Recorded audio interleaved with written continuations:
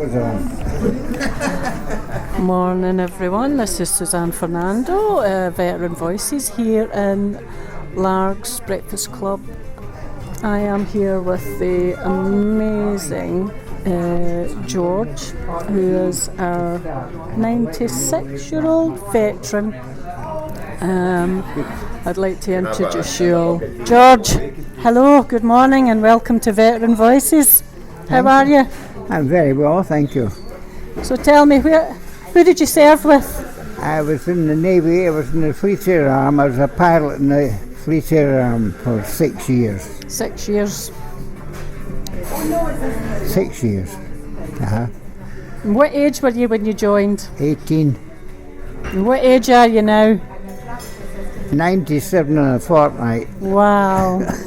That is absolutely amazing. Isn't it? So, what was your first posting, George? My first posting, well, when my career started, I went for an interview for the Navy and they said it would be 6 months before we take you on because there was a big waiting list. Mm-hmm. So I joined the Clyde River Patrol and I operated from Bowling down to the Port Glasgow Bend on a boat called the Jambo, which was a cruiser taken over by the Admiralty. Right. And I did four days a week in that, and the other 3 days I worked as an ambulance driver with the 25 Govan air raid precautions, and I was driving a Chrysler for them for 3 days. Mm-hmm. 3 days with them, 4 days with the Navy, and I was called up on the 6th of June 1940. It's my birthday. Happy birthday, darling. D-Day. It's my mother's birthday too. Is it? It was. She's well away now. Oh, wow. Yeah. So I was around the 6th of June. I went to HMS Daedalus at Leon Solent, and there were 60 people on the course.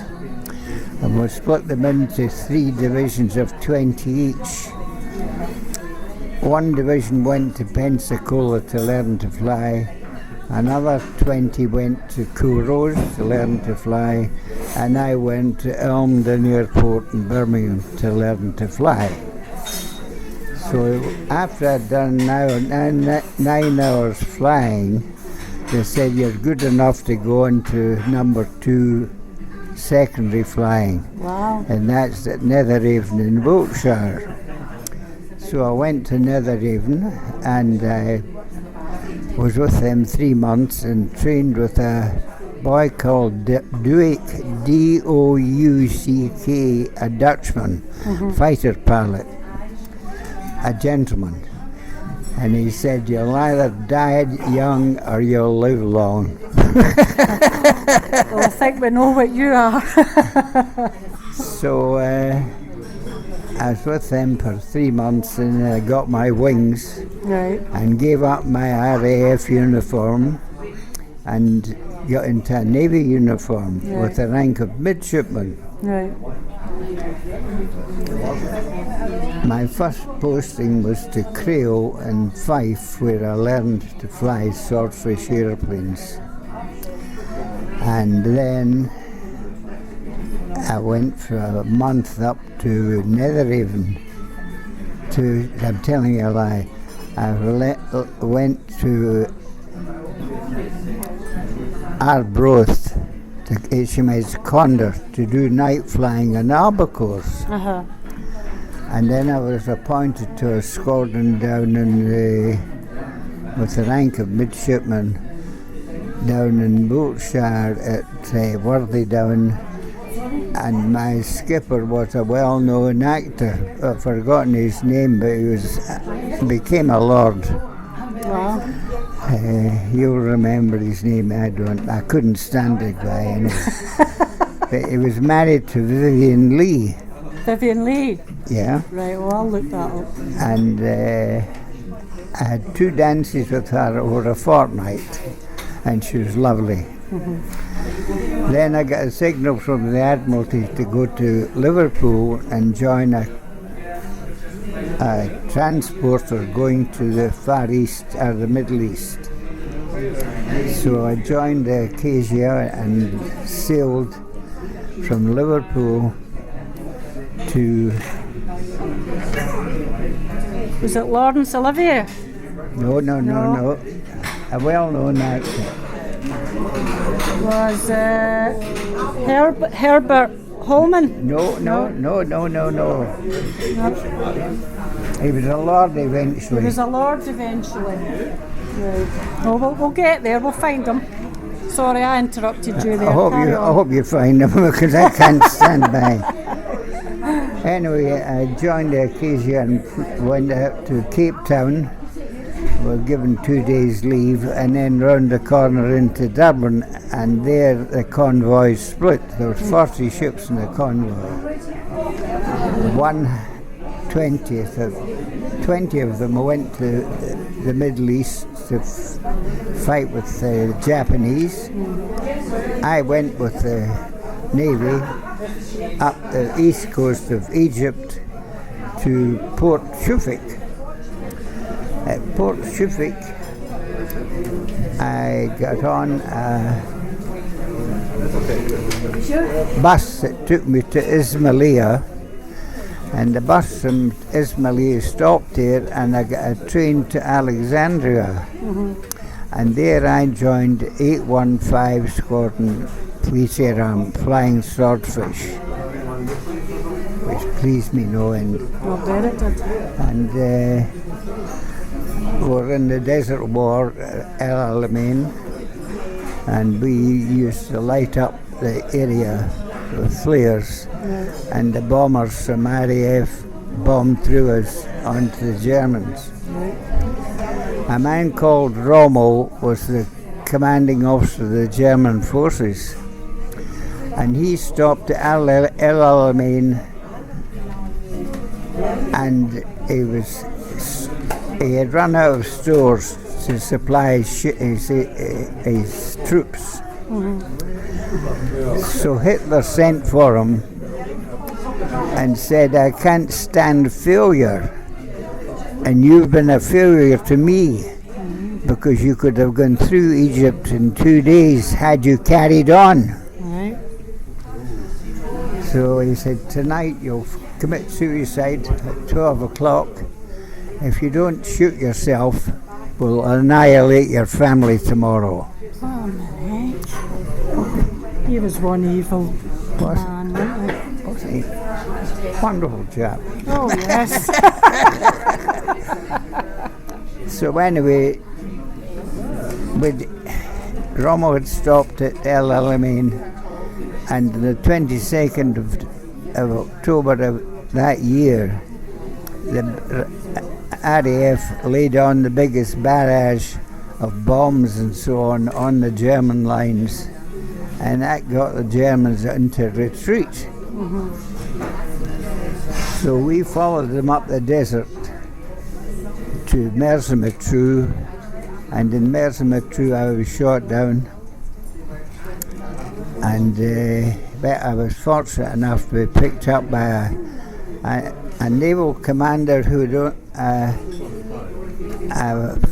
freedom to do what he heli liked. They gave him an MTB, and he filled out with all the pyrotechnics he could, and went over to the Greek islands, crawled in at night, silenced these engines, and he carried out raids, and he picked us up, and we'll get taken ashore, and I rejoined by the squadron, and by this time they were up at El Adam, and then went on to Tobruk, and at Tobruk the Gulf was 30. They turned left and came down to Benghazi, and we flew with them all the time. Where the army was, we were there.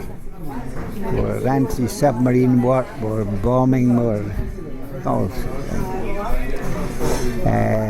When you were shot down, George, do you have any memories from that? Oh, I've got.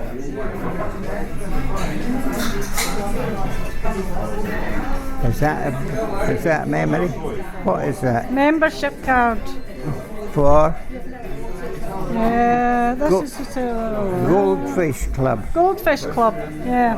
That was using a dinghy, and that's where I was. Right. So, can you remember that moment when you felt, oh my God, this is it? Oh, we're shot down. That was it. Yeah. Do you With remember? no engine, with no power. No. So nowhere else to go into the ocean. Yeah. So what was going through your head? What was going through your mind at that split, that second? I was going to survive. Good man. And here you are, 96. Anyway, I had a very exciting experience, and the Goldfish Club heard about me and gave me that certificate. Wow, fantastic. 1942. 16th of November 1942. Wow. And I went down with the aeroplane into the sea, and the thing that amazed me, and I always remember this, the aeroplane had a fixed undercarriage, and as soon as the undercarriage hit the water, it stopped. Right. It went from here to there. It didn't bounce it over the waves like all the other very high. And I went down with the airplane, and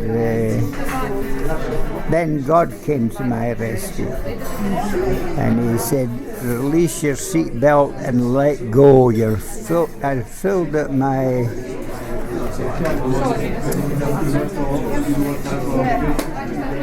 what? I was filled up anyway with air, and I shot like a cork out of the bottle. Wow. And got up to the top. My navigator, he was already in the dinghy, so I joined him in the dinghy, and the air gunner joined me, and he had a bad leg. Actually, we found out later it was broken. Wow. But anyway, we put ashore and we rejoined the squadron, which by this time was up at El Adam with the army, and then I went on to Tobruk, and then down to Benghazi in the Gulf of Sirte. And Benghazi, the CEO of those 3 Fleet Arm bombing squadrons at Deqela in Alexandria, 821, 826 and 815. I was in the 815 squadron. And where am I now? We got to Benghazi, and there I met Jock Marrican, who was the senior pilot of 821. And he says, "George, I want you to come as my wingman, and we'll go in a narrow formation." That's 3 aeroplanes. Right. 1, 2, 3. I was on his starboard side, and he had a wee blue light in his wingtip, and we flew at 100 feet over the sea from Benghazi to Malta, 455 miles. Wow. And when we arrived in Malta, Jock was a great navigator, and he took us into Halifax as if there was no tomorrow. And we just got out of the aeroplane after landing and went down and lived 80 feet below the concrete. Because the Germans bombed with Ju-88s every morning to knock hell out the airport to stop us flying at night. But as soon as they left and had done their damage to the airport, all the troops came out and filled up the holes that they had made. Wow. So we were operational from there. And one of our dear friends was a man called Charlie Lamb, who has written a book called The String Bag at War. And he led the squadron into Tehran when they knocked hell out the Italian position there. Right. And he got a DSO for that. He did. And then he led the squadron in Malta, and he went out every night, 3 aeroplanes. He and Tommy Barr and a chap, Bill, forgotten. Anyway, 3 of us. And we joined up with Charlie Lamb, and he was doing torpedo work on the transporters leaving Italy for Tripoli. And then the CEO of my squadron allowed us to go on this trip to Malta. He got in touch with us and said, I want you to come and join the squadron as quick as you can, because Montgomery wants us to lead in the occupation of Sicily. So Jackie Wellham was my CEO, and he came from Rossi. A lovely guy, and I love him like a brother. And he was a wonderful pilot, and he got a DSC, a Distinguished Service Cross, for his work in anti-submarine work. Wow. And then what happened? I came home from Malta. The Middle East War finished, Right. and Montgomery was appointed in charge of the 8th Army. So he had to take over from Lord Gort, and Lord Gort was kicked into touch into India somewhere. He's a hopeless twit. And Montgomery took us over, and he was brilliant. And he led the 8th Army with the 2nd Division of the New Zealanders, number 2 Division of the New Zealanders, and they led the war against Germany. And the Germans were in a full retreat to Tripoli. Right. And we got in touch with Navy House in Valletta, and have you any ships going over to Tripoli? Get us out of here. So they say, yes, we've got a tribal class destroyer called the Javelin. It's going to Italy this afternoon. Get on it. So we got on that and sailed across into Tripoli. Right. And there the Germans surrendered, 350,000 of them. Wow. Right? So they were all put in transporters and sent to the Orkney Isles, Right. to set up prisoner of war camps, or the rest of them went to Canada. And I'll guarantee a lot of them stayed in Canada. There was no way they'd come back to Germany. So anyway, that was that, and Charlie got a DSO for his work in the fleet flying albacores from Halford every night and torpedoing the German transporters going across the Tripoli. He got a DSO for that. So that was 2 DSOs. Distinguished Service Officer was very good. Yeah. So he was sent home, and Tommy Barr was sent home. He came from Clydebank, and my personal friend. And he went back with him to Britain.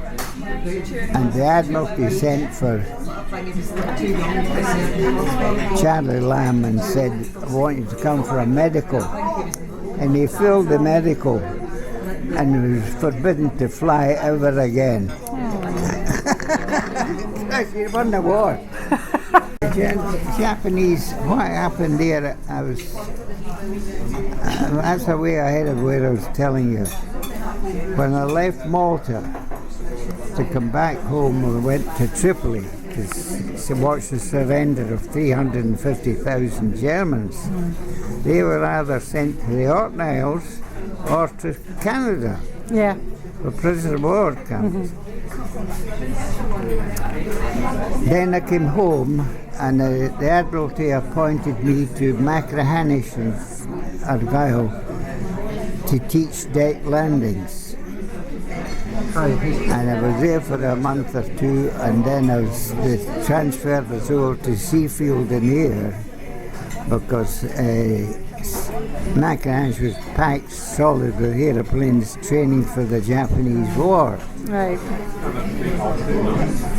So I went to Seafield, and there the Admiralty sent for me and said, we're going to send you on an air gunnery course of 11 months, and you'll go to HMS Excellence at Portsmouth.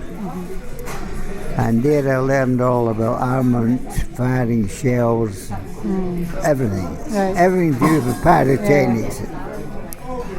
And then I was given the rank of lieutenant and sent on board HMS Arbiter, which is a baby carrier. And it left for the Clyde with 1843 Squadron Canadian fleet around. And an interesting feature of that was a sub-lieutenant in the Canadian Navy earned as much money per month as the captain of our aircraft carrier had. Wow. A lot of bloody nonsense. Excuse my French. No, don't you worry about it. And anyway, I joined the Arbiter as gunnery officer and was down and we sailed through the Med to Portside and down through the canal, and the first stop was at Cochin on the east coast of India. Right. And there we picked up aeroplanes and took them across to Trincomalee and Ceylon. And from there they were transferred up to Mombasa, to the Fleet Air Arms station there. And then from Tripoli we came down to the capital city, Colombo of Sri Lanka. Now it was then, that's Ceylon. And there we waited for a destroyer to come and escort us to Australia. So the destroyer eventually arrived, and we had 2 days beautiful leave at the hotel in Colombo. It was called the Gull Face Hotel. It was beautiful, paradise. And then I joined the ship again, and we sailed from Colombo to Australia, and we had 1843 Squadron on board, Canadian, and we had 17 incidents between the Clyde and Australia. Wow. Our first pilot to lose his life was at the lighthouse the other side of the Cymru. Right. Leaving the Clyde, his engine failed and he dived into the ocean and never recovered. But with 17 incidents like that between the Clyde and Australia, then we arrived in Woolloomooloo docks in Sydney and were stationed. Bruce Fraser was the commander of the Navy in the Pacific. And the fleet carriers, the Formidable, the Illustrious, and the Indomitable, and the Indefatigable were all in daylight bombing of Japan, right? And we used to go from Sydney to Brisbane and then up to Manus Island in the Pacific and supply them with new pilots or bits of aeroplanes that they needed. Then we went back to Australia to replenish, then went back up to Buenos Aires. We did that too. Wow. And then what is this you're having? That's my toast. Not a bit of toast? I'm glad of that. Thank God for that. I was wondering what I was going to get.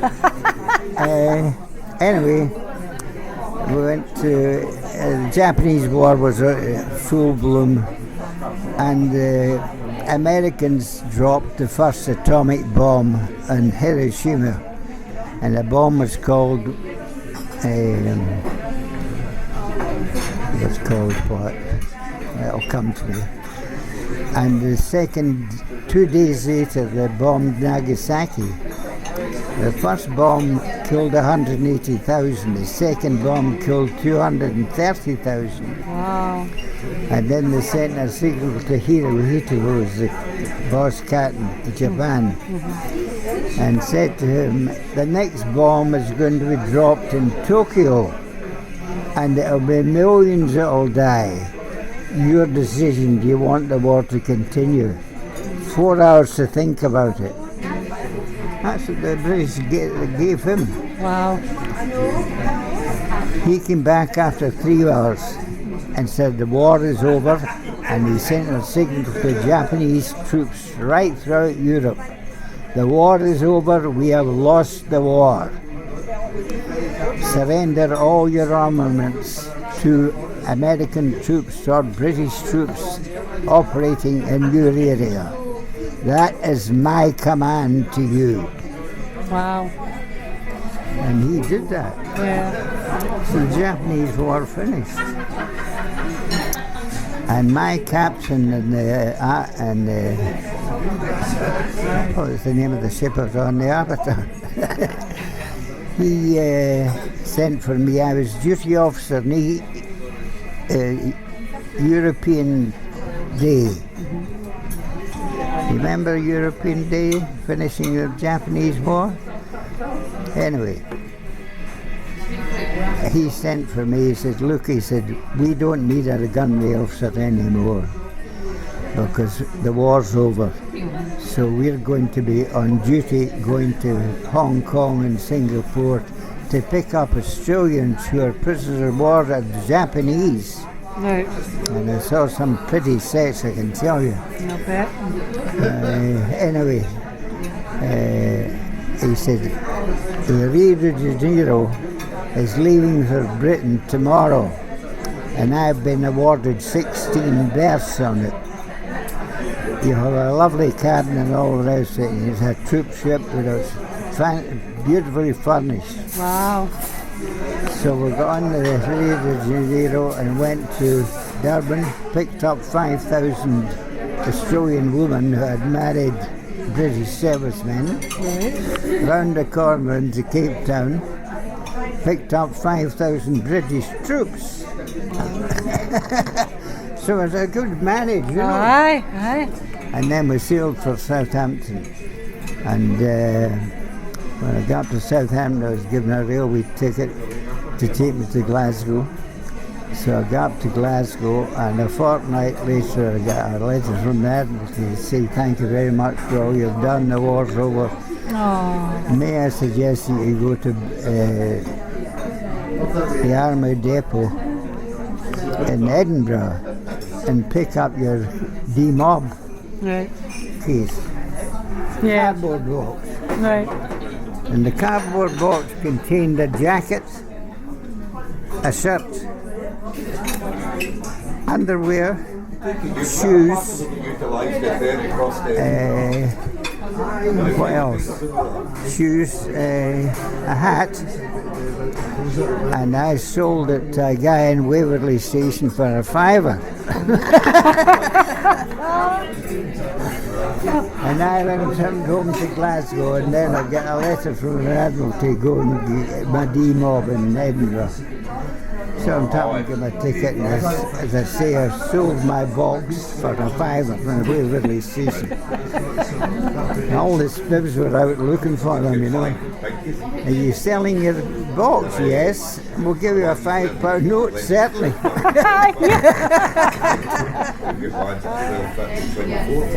So that was my war over. Wow. And I came out of the Navy, and I was at sea for 7 years fishing. Oh. Rather interesting. I was Scottish Airways were advertising for pilots. Right.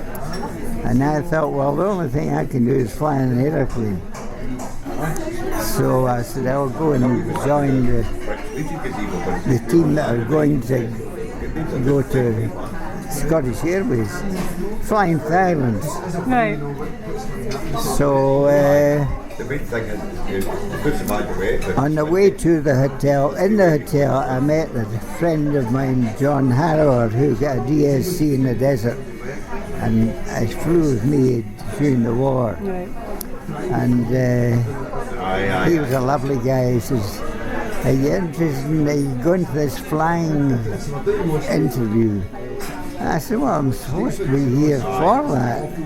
He said, "Would you like to do something different?" I said, "What have you got in mind?" He said, "Well, I'm going to a boat called the Polly Cook up in Tabbertle Fine and learn all about ringnet fishing." Oh, he says, "That's interesting. I'm your boy. I'll come with you." Wow.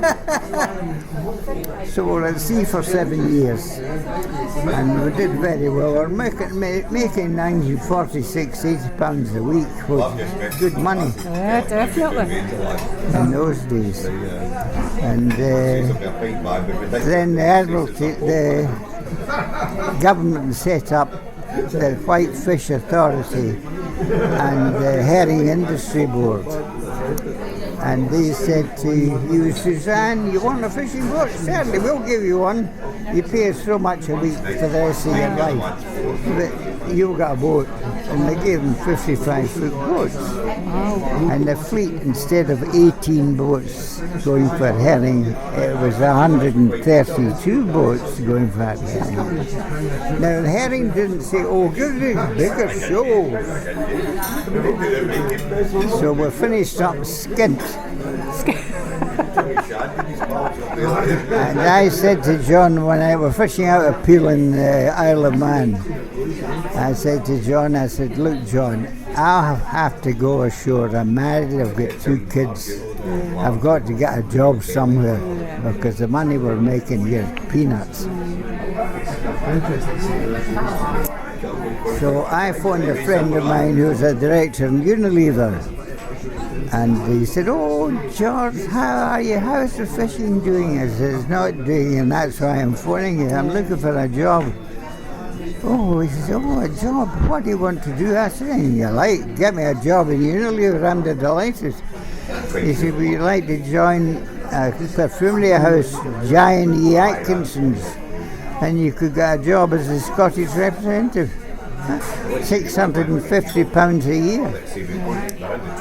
Mana." So I joined Giant E. Atkinson's, and we did very well. And I came on to management at £2,750 a year. And I sent half of the money to John every week. He gets his cut. And the next thing I got was a letter from Coastal Radio. "You owe us £95 for a radio we installed in the Poseidon." That was the name of the boat. Registered in Rossi, RO3 was his number. And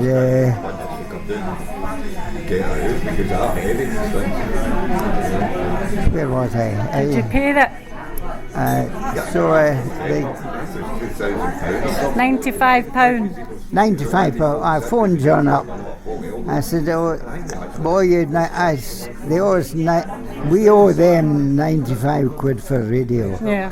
I'll send them a cheque today, John." He says, "Forget it." He says, "We owe 3,500 quid."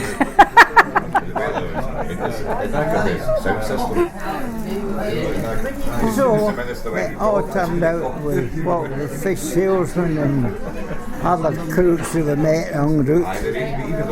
We were 3,500 quid in debt. So I went to my mother and said, "Mother dear, could you give me £1,700 and that's half the money I owe. And John will get his sister to give the other 17 and we'll clear our debt. And we'll get rid of the boat." So he brought the boat back from Mallaig down to the Clyde to Rossi, and we put it up for sale and sold it for 3,500 quid to a family called Hughes from South Shields. And they took over the Poseidon, And it turned out maybe a year or two later they were fishing off St Kilda, and a big wave had left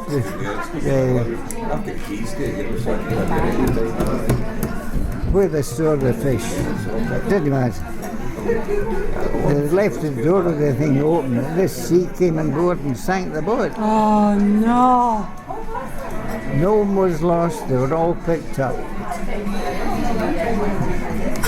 So John went his way and I went mine. Yeah. John went to Pacific Mills out in Canada, Right. and 300 miles north of Vancouver. And I stayed with Unilever and with Atkinson, and that was it. And eventually became senior manager.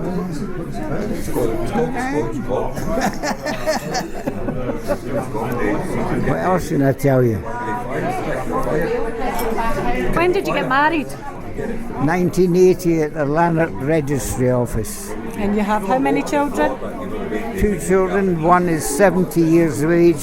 He was in the what? The ships that service the Navy at sea. Any grandchildren? 2 grandchildren. One just left the other day, yesterday. All right. She's moved back to visit. Australia. Oh, She wow. lives in Australia, and the other one's married to a doctor down in Surrey. Right. My wife and I parted. I came home from Australia and found she was in the arms of another guy, which I gave her 1 out of 10 for.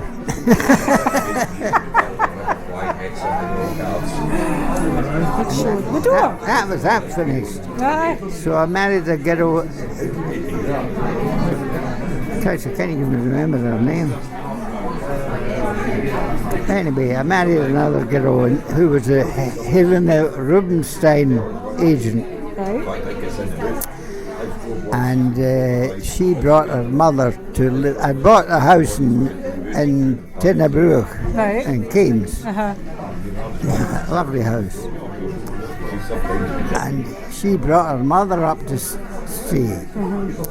Now, my mother had died, and my brother, who was in Peebles, he was a lawyer in Peebles and became chairman of the health board for the Borders All right.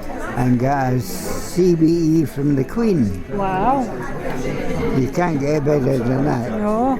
And the Queen said, her parting words, "I'll see you again, Mr. Gibb," because she was putting him up for a knighthood. Oh, wow. But he lasted 3 weeks, cancer, died. Oh, no.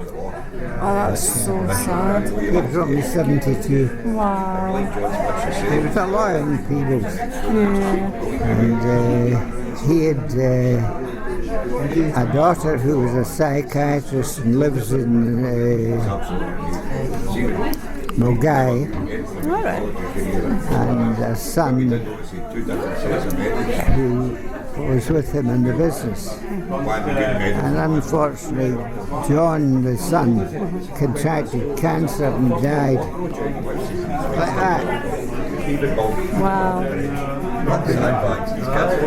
Then my brother died. How did you meet Dorothy? She worked for me. She was the head girl for Longcomb for Britain, All right. selling perfumery. Uh-huh. And she worked in Daly's in Glasgow. And I used to call in Gladys Wilson, who was the buyer for the whole of Britain for perfumery. Yeah. And I met Dorothy through her.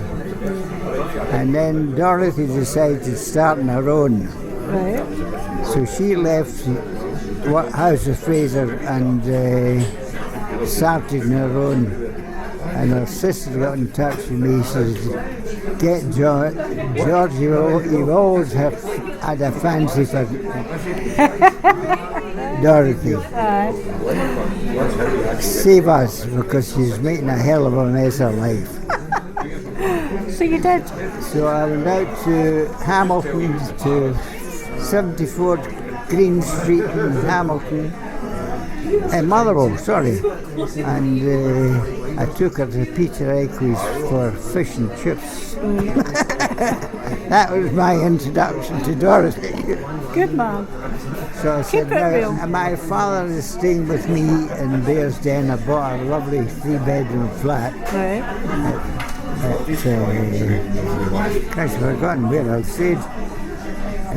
When did you move to Largs?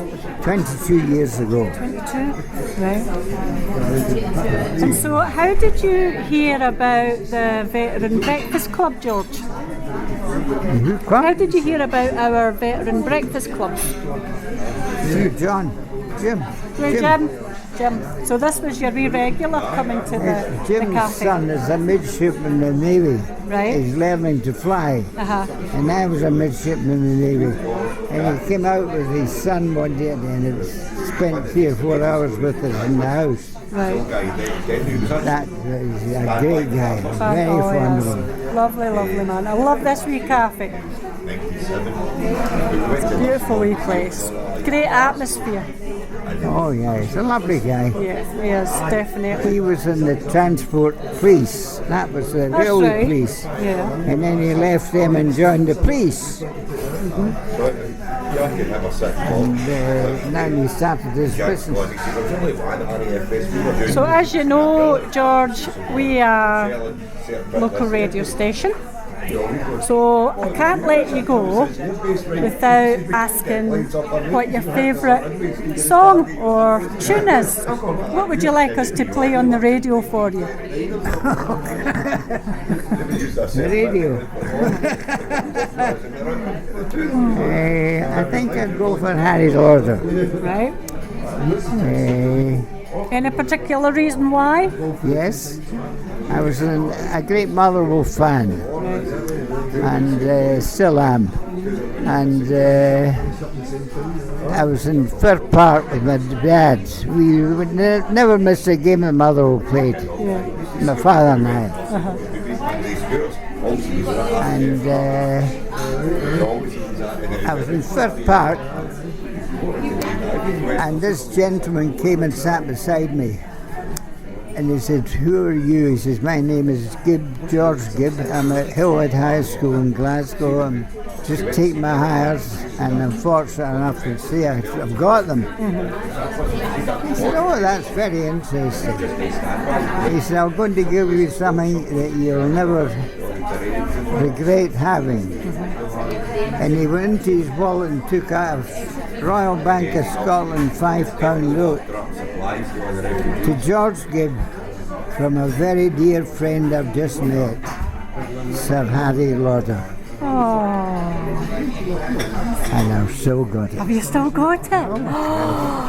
Oh my Worth a few goodness. quid today, I mean. Fantastic. George, it has been an absolute honour and a privilege to not only meet you but spend time with you, and I'm really looking forward to celebrating your 100th, which is only around the corner. Give us a hug. Thank